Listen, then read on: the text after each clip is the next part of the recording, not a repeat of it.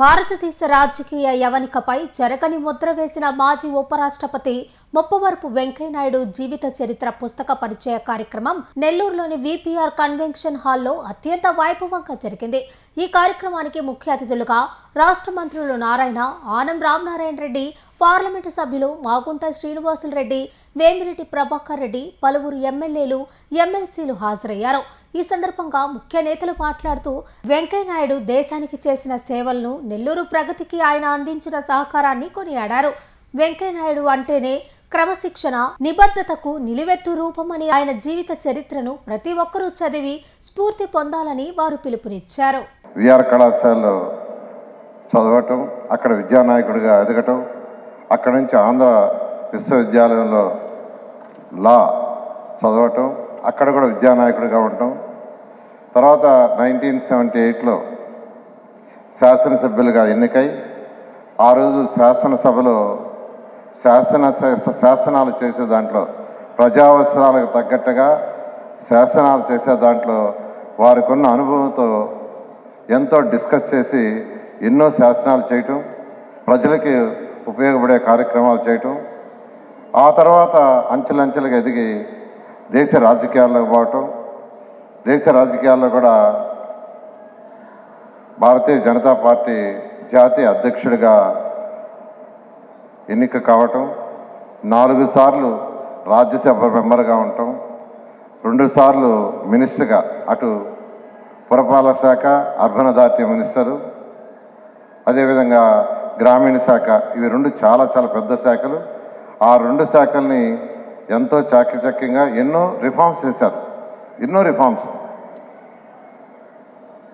ఆ తర్వాత వారు ఉపరాష్ట్రపతిగా ఎన్నిక కావటం, రాజ్యసభలో వారు అతి క్లిష్టమైన బిల్లులను కూడా వారికి ఉన్న అపార అనుభవంతో ఎంతో చాకచక్యంగా బిల్స్ పాస్ చేయటం, ఆ విధంగా చేసిన గౌరవమైన ఉపరాష్ట్రపతికి, మాజీ ఉపరాష్ట్రపతి వెంకయ్యనాయుడు గారికి నేను ప్రత్యేకంగా ధన్యవాదాలు తెలియజేస్తూ, ఒక్క విషయం, 2014-19లో మున్సిపల్ శాఖకి వారు కేంద్రంలో మంత్రివర్యులు, నేను ఈ రాష్ట్రంలో అదే శాఖ మంత్రివర్యులు. నేను అనేక సార్లు వారిని ఢిల్లీకి పోవటం, కలవటం జరిగింది. ఈ రాష్ట్రంలో పురపాలక శాఖలో 110 మున్సిపాలిటీస్ ఉన్నాయి, వాటన్ని డెవలప్ చేస్తామంటే వారు ఎంతో ప్రోత్సహించారు. ఆ రోజు వారు ఆ శాఖలో ఉన్నప్పుడు ఈ రాష్ట్రంలో 100 స్మార్ట్ సిటీని తీసుకొచ్చారు, మన రాష్ట్రానికి కూడా ఇవ్వడం జరిగింది. అదేవిధంగా అమృత 1.0 ప్రతి ఇంటికి తాగునీరు ఇవ్వాలని 1.0 తీసుకొస్తే, ఈరోజు వారు ఏదైతే స్టార్ట్ చేశారో ఈరోజు దాని కంటిన్యూయేషన్ అమృత్ 2.0 జరుగుతుంది.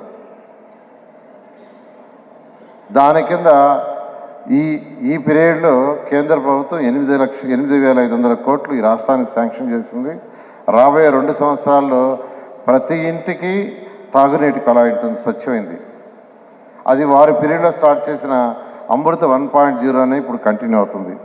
అదేవిధంగా ఆ రోజు భారత ప్రధాని స్వచ్ఛ భారత్ అనే కార్యక్రమాన్ని తీసుకొస్తే దాన్ని ఎంతో సమర్థవంతంగా చేసి ఈ రాష్ట్రంలో, ఈ దేశంలో స్వచ్ఛ భారత్ ద్వారా ఎంతో, అంటే ప్రతి ఒక్కరికి అవేర్నెస్ కలిగించి దానికి ఎంతో ఫండ్స్ ఇచ్చి ఈరోజు మన భారతదేశంలో, మన రాష్ట్రంలో కూడా ఈరోజు మున్సిపాలిటీలు కానీ పంచాయతీలు కానీ ఈ మాత్రం ఉన్నాయంటే ఆ రోజు వారి పీరియడ్లో స్టార్ట్ చేసిన స్వచ్ఛ భారతే.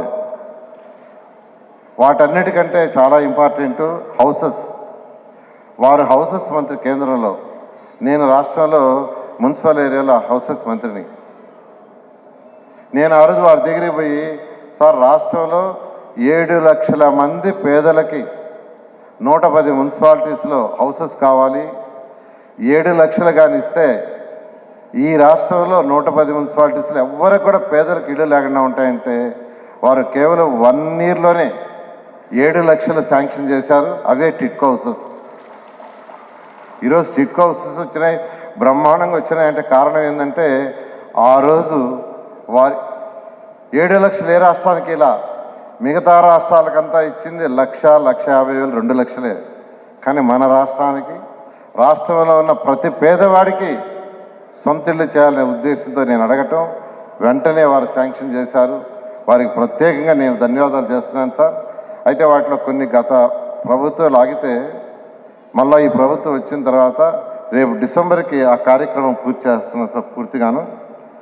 అదేవిధంగా మీరు మంత్రిగా ఉన్నప్పుడు ఒక కార్యక్రమాన్ని తీసుకొచ్చి ఒక డాక్యుమెంట్ చేయించారు. కన్సల్టెంట్ని పెట్టి ఒక డాక్యుమెంట్ చేయించారు. ఆ డాక్యుమెంట్ ఏంటంటే నెల్లూరు నెస్ట్, నెల్లూరు సైతం నా నెల్లూరు కోసం, నెల్లూరు సైతం నా నెల్లూరు కోసం అనే ఒక డాక్యుమెంట్ తయారు చేయించారు. ఇదే హాల్లో నెల్లూరు జిల్లాలో పుట్టి పెరిగి అటు ఇండస్ట్రీ పరంగా కానీ లేదా రకరకాల వ్యాపారాల్లో బాగా వృద్ధి చెంది ఈ రాష్ట్రంలో అయినా ఇతర రాష్ట్రాల్లో ఉండేవాళ్ళు ఇక్కడికి పిలిపించారు. ఇదే హాల్లో ఇక్కడికి పిలిపించి ఆ డాక్యుమెంట్ని మీరు ప్రజెంట్ చేశారు సార్ నెల్లూరు నెస్ట్ని. అది ఆ డాక్యుమెంట్ ఏంటంటే అటు ప్రభుత్వం ఫండ్స్ మరి ఎవరైతే డెవలప్ అయ్యి అనేక రాష్ట్రాల్లో వ్యాపారాలు చేస్తున్నారో వారి సహాయంతో కూడా నెల్లూరుని డెవలప్ చేయాలని డాక్యుమెంట్ ఇచ్చారు సార్. ఈరోజు నెల్లూరులో నేను ఏదైతే చేస్తున్నానో అటు ప్రభుత్వం ఫండ్స్తోనూ నెల్లూరులో పుట్టి పెరిగి ఇతర రాష్ట్రాల్లో ఈ రాష్ట్రంలో డెవలప్ అయిన వాళ్ళందరూ సహాయం తీసుకొని మీ కాన్సెప్ట్ తీసుకొని ఈరోజు నేను డెవలప్ చేస్తున్నాను సార్. ఇవంతా కూడా ఎంతో డెవలప్ చేసాం. రేపు జనవరి కల్లా ఆల్మోస్ట్ 2.5 years అవుతుంది. ఈ 2.5 yearsలో మీరు నెల్లూరు నెస్ట్లో ఇచ్చిన డాక్యుమెంట్లో మెజారిటీ పూర్తి చేస్తాం సార్. జనవరికి మీరు నెల్లూరు వస్తారు. అప్పుడు ఒక అరగంట టైం ఇస్తే మేము ఏం చేసింది మీకు ప్రజెంట్ చేస్తాం. ఇంకా ఏదైనా మీ సజెషన్స్ తీసుకొని నెల్లూరుని డెవలప్ చేస్తామని సవినయంగా తెలియజేస్తూ నేను ఒక్కటే చెప్పేది, ఈ పుస్తకాన్ని ప్రతి ఒక్కరూ చదవండి. దీంట్లో యువకులే కాదు ఎవరైతే సీనియర్ నాయకులు ఉన్నారో కూడా చదివితే, ఎందుకంటే వారి నుంచి నేను ఎన్నో నేర్చుకున్నా. నేను నిజం చెప్తున్నాను, నేను వారి నుంచి ఎన్నో నేర్చుకున్నా. వారు ఎంతో క్రమశిక్షణ, అన్నిటికంటే ముఖ్యంగా ఒక సబ్జెక్ట్ అనుకుంటే దాని మీద డీటెయిల్గా స్టడీ చేసి మాట్లాడతారు, చాలా డీటెయిల్గా. అది వారి దగ్గర నుంచి నేర్చుకున్నాను. వారికి ప్రత్యేకంగా ధన్యవాదాలు తెలియజేస్తూ, వెంకయ్యనాయుడు గారు ఈ దేశంలో మీరు చూసిన ఎత్తులు పల్లాలు అనేకం చూశారు. రాజకీయాల్లో ఓ రాజకీయ కార్యకర్తగా, విద్యార్థి నేత నుంచి రాజకీయ కార్యకర్తగా తాతలు తండ్రులు మంత్రులు కాకున్నా, ముఖ్యమంత్రులు కాకున్నా, ఎంపీలు కాకున్నా స్వశక్తితో ఈ దేశంలో ఈ జిల్లా నుంచి ఎదిగినటువంటి మేరు నగధీరుడు మీరు. అనేక సంక్షోభాలు చూశారు, అనేక మంది రాజకీయ నేతలను చూశారు, అనేక మంది పారిశ్రామికవేత్తలను చూశారు. రాజకీయాల్లో మీరు అంటారు ప్రత్యర్థుల్ని పోటీదారులుగా భావించాలని. నిజమే, ఆ పోటీదారులపై విజయం సాధించాలంటే వ్యూహాలు తప్పనిసరి. అలాంటి రాజకీయ వ్యూహాలు మీ జీవితంలో మీరు ఎన్నో పని ఉంటారు. అందుకే భావితరాలకి గుర్తుండేలా నేను మిమ్మల్ని కోరుకునేది, వెంకయ్యనాయుడు గారు పూర్తి సత్యాలతో కూడిన, కఠోర వాస్తవాలతో కూడిన ఆత్మకథని రాయాలని చెప్పని 2 చేతులు జోడించి వెంకయ్యనాయుడు గారికి అభ్యర్థన చేస్తూ, మరో మాట, అవకాశం ఉంటే, మీకు నా మీద నమ్మకం ఉంటే ఆత్మకథ రచయితగా అవకాశం నాకు ఇవ్వాలని, పుస్తకాలు చదివే అలవాటు నాకుంది కాబట్టి ఆ యొక్క ఆత్మకథలంటే నాకు చాలా చాలా ఇష్టం. ఆత్మకథ వచ్చినప్పుడు ఆత్మకథలో నిజమెంత అవాస్తవం ఎంత ఉందో కూడా బేరీజు వేసుకునే అలవాటు కూడా నాకుంది. అందుకే మీ యొక్క ఆత్మకథకి పుస్తక రచయితగా, అదేవిధంగా పుస్తకమే కాకుండా ఒక డాక్యుమెంటరీ రూపంలో ఏదైతే మీరు ఆ స్థానంలో కూర్చొని, మీ ఎదురుగా యాంకర్ స్థానంలో నేను కూర్చొని అడిగే ప్రశ్నలకి సూటిగా స్పష్టంగా కఠోర సత్యాలతో కూడిన ఒక మంచి డాక్యుమెంటరీ చిత్రాన్ని, పుస్తకాన్ని నిర్వహించే అవకాశాన్ని నాకు ఇవ్వాలని, జీవిత ప్రారంభంలో విద్యార్థిగా మీరు చేతులు పట్టుకొని నడిపించినటువంటి మీ యొక్క రాజకీయ విద్యార్థి, మీ యొక్క రాజకీయ పాఠశాల విద్యార్థి ఈనాడు దేవుడి దయతో, ప్రజల ఆశీస్సుల అండదండలతో, మీలాంటి పెద్దల ప్రోత్సాహంతో 1కి 3 సార్లు ఎమ్మెల్యేగా నేను మిమ్మల్ని కోరుకునే కోరిక, ఈ చిన్న కోరికను తెలియజేస్తూ సాధారణంగా సవినయంగా సెలవు తీసుకుంటున్నాను. సార్, మిమ్మల్ని ఒకసారి తానా కన్వెన్షన్లో తానా మహాసభలకు వచ్చినప్పుడు చూశాను సార్. ఆ రోజు కన్వెన్షన్లో మీరు అక్కడున్న స్టాల్స్ పరిశీలించేటప్పుడు మీరు నడుస్తున్నారు, మేమందరం పరిగెడుతున్నాం సార్ మీతోటి. మీ ఆ స్పీడు మేము తీసుకోలేకపోయాము. ఆ పంచికట్టలో కూడా మీరు ఆ స్పీడు తీసుకోలేని పరిస్థితి ఆ రోజున. ఆ రకంగా కూడా నాయకులుగా ఎదగడం జరిగింది సార్. మీరు మీ జీవన విధానం కానీ మీ డిసిప్లిన్ కానీ చూస్తూ పెరిగిన వాళ్ళం. ఖచ్చితంగా మీ బాటలోనే ఈ తరంగం కూడా ముందుకెళ్తుందని నేను భావిస్తూ ఉన్నాను. అలాగే ఉదయగిరి నియోజకవర్గం పట్ల మీకున్న మక్కువ, ప్రతి ఒక్కరిని పేరుతో పెట్టి పిలిచే మనస్తత్వం. నేను సార్ని రీసెంట్గా కలిసినప్పుడు కూడా దాదాపుగా 3 గంటలు సార్ నాతో ఉన్నారు. ఆ రోజున వారు ఎన్నో అనుభవాలు ఉదయగిరి గురించి, ఎంతోమందిని గురించి అడిగి తెలుసుకోవడం జరిగింది. ఈ రోజున కూడా సామాన్య కార్యకర్త కూడా ఆయన గుర్తుపెట్టుకొని ఏదైనా కష్టం వస్తే ఉదయగిరి నియోజకవర్గం వాళ్ళకి ఫోన్ చేసి పలకరించడం, ఎవరన్నా పెద్దలు కాలం చెలిస్తే వారిని పలకరించడం, వాళ్ళ కుటుంబాన్ని పలకరించడం. సార్, ఇదే విధంగా మీరు ఇదే ప్రేమానురాగాలు ఉదయగిరి ప్రజల పట్ల ఉండాలని మీకు ఆ భగవంతుడు ఆయురారోగ్యాలు ఇచ్చి మాకందరికీ మార్గదర్శిగా ఉండి మమ్మల్ని దిశానిర్దేశం చేసి మీ విలువైన సూచనలు మాకు ఇస్తూ మమ్మల్ని ముందుకు నడిపించాలని మనస్ఫూర్తిగా కోరుకుంటూ చాలా సంతోషం. ఈరోజు పెద్దలు వెంకయ్యనాయుడు గారి పైన ఒక పుస్తకాన్ని రాసి, వెంకయ్య నాయకుడు ఉదయగిరి నుంచి ఉపరాష్ట్రపతి వరకు ఎదిగినటువంటి మహోన్నత వ్యక్తి అనేటువంటి ఒక మంచి పుస్తకాన్ని రాసినటువంటి సీనియర్ పాత్రికేయుడికి మనస్ఫూర్తిగా ధన్యవాదాలు తెలియజేస్తున్నాం. నిజంగా చాలా సంతోషంగా ఉంది. మొన్న సాయంత్రం ఒక ఫోన్ వచ్చింది, వెంకయ్యనాయుడు గారు మాట్లాడతారంట అని ఒక ఫోన్లో ఒక ఆయన చెప్తే సారు మాట్లాడారు. నిజంగా ఒళ్ళంతా పులకరించింది. ఎందువల్లంటే అంత పెద్ద ఆయన స్వయంగా మాలాంటి చిన్నవాళ్ళకి ఫోన్ చేసి సునీల్ ప్రోగ్రాం ఉంది రావాలను ఖచ్చితంగా అన్నటువంటి మాట చెప్పిన తర్వాత నిజంగా నేనైతే ఆ రోజంతా చాలా ఆనందంగా ఉండింది. ఎందుకంటే ఎంత ఎదిగినా సొంత ఊరు వాళ్ళని, సొంత జిల్లా వాళ్ళని గుర్తుపెట్టుకున్నటువంటి మంచి మనస్తత్వం అటువంటి పెద్దలు మా వెంకయ్యనాయుడు గారు అని చెప్పక తప్పదు. ఈరోజు యావత్ భారతదేశంలో గర్వంగా వెంకయ్యనాయుడు గారంటే మా నెల్లూరు జిల్లా వాసి, నెల్లూరులో పుట్టినటువంటి వ్యక్తి అని చెప్పుకునేదానికి మనకందరికి కూడా, ప్రతి ఒక్కరికి కూడా గుండె మీద చేసుకొని మన నెల్లూరు గౌరవాన్ని కాపాడేటువంటి మహోన్నత వ్యక్తి వెంకయ్యనాయుడు గారు అని చెప్పక తప్పదని తెలియజేస్తున్నాను. అట్లాగే నందమూరి తారక రామారావు గారిని ఆ రోజు పదవి నుంచి దింపేసిన తర్వాత అప్పుడు చంద్రబాబు నాయుడు గారితో కలిసి మన నెల్లూరు నుంచి వెంకయ్యనాయుడు గారు ఎన్ని విధాల ఆ రోజు నిలబెట్టేందుకు ఎన్ని ప్రయత్నాలు చేశారో ఆ బుక్లో చదువుతుంటే అర్థమవుతుంది. నిజంగా మాకైతే తెలియదు. ఆ బుక్ 2 వచనాలు చదివిన తర్వాత మాకు తెలిసింది. కాబట్టి మళ్ళీ కూడా మన నందమూరి తారక రామారావు గారు ముఖ్యమంత్రిగా అయ్యే దాంట్లో పెద్ద ఆయన కృషి కూడా ఎక్కువ ఉందనే విషయాన్ని కూడా ఆ బుక్ చదివిన తెలిసింది. ఏదైనప్పటికీ ఈరోజు అటువంటి పెద్ద ఆయన ఇక్కడ మన జిల్లాలో పుట్టడం మనందరి యొక్క అదృష్టంగా భావిస్తూ ఆ భగవంతుడు పెద్ద ఆయనకి ఆయురారోగ్యాలతో 100 సంవత్సరాలు మా శర్మ గారు ఒక పుస్తక రూపంలో మన ముందు ఉంచడం చాలా అభినందనీయం. వెంకయ్యనాయుడు గారు అంటే కేవలం ఒక రాజకీయ నాయకుడు మాత్రమే కాదు, ఆయన ఒక వ్యవస్థ, ప్రజలే బాధ్యత, ప్రజాసేవ లక్ష్యం అని నమ్మిన గొప్ప వ్యక్తి. ఒక సామాన్య రైతు కుటుంబంలో పుట్టి విద్యార్థి దశ నుండి ప్రజా ఉద్యమాల్లో పాల్గొని అత్యున్నత రాజ్యాంగ పదవిని అధిష్ఠించే వరకు ఆయన ప్రయాణించిన తీరు ప్రతి యువతకు ఒక స్ఫూర్తిదాయకమని చెప్పని కూడా తెలియజేస్తా ఉన్నాం.